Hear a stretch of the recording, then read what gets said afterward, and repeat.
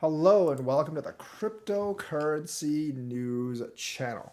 Alameda Research, which we talked about yesterday, has actually funneled millions of dollars via crypto mixers overnight. Now, we don't know who's orchestrating it, but it could definitely be on the orders of that fiendish villain, Sam Bankman-Fried.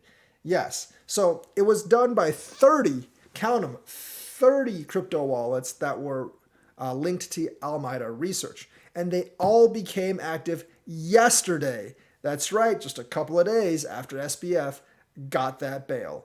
And so far, they've funneled $1.7 million through crypto mixing services. Now, this is bad because, the creator of Tornado Cash, which is a huge mixer, I think is in jail right now. So this will give the government even more excuse right now to clamp down on those mixers because of illicit activities like this.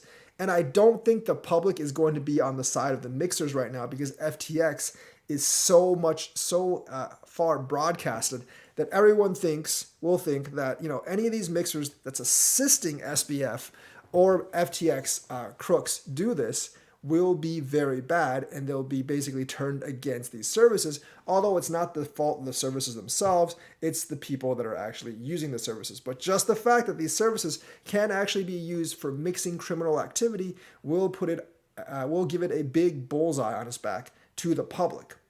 And it is true that crypto mixers are often used by market exploiters to aid criminals, but they do have other purposes as well. But anyways, these 30 wallets have mixed over 1.7 million worth of crypto assets through various crypto mixing services. This is from Cointelegraph. And I do believe there's a lot more to come. I think these dormant Alameda wallets and the ones we haven't seen become active yet will probably have tens of millions, if not hundreds of millions of dollars overall. And basically, even though we don't really know who's actually orchestrating this, it's probably someone fairly close to SBF. Now, he's said it's probably like an employee or an ex-employee, but there's nothing saying that he's not directing all of this himself. Of course, the mixing services on places like Change Now are speaking out like this, but they really can't. It's really hard for them to block these things when they actually happen.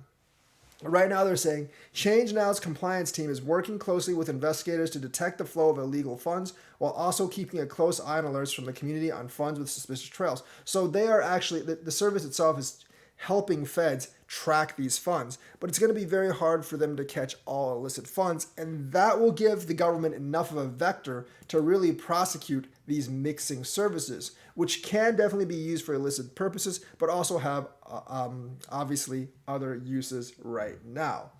So the breakdown of what's actually happening with the $1.7 million so far, it's 270.5 ETH, and that's worth about 325,000.